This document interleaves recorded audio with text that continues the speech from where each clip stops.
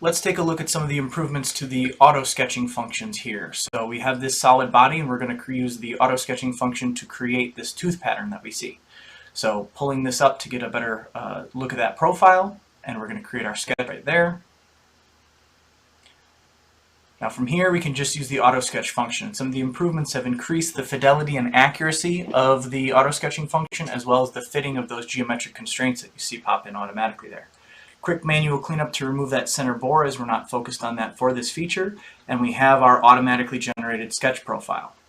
Now with that, we can use that to create a solid body extrude, and we can actually snap that to the top region surface up there, so we don't even have to type in our distance, which is really nice.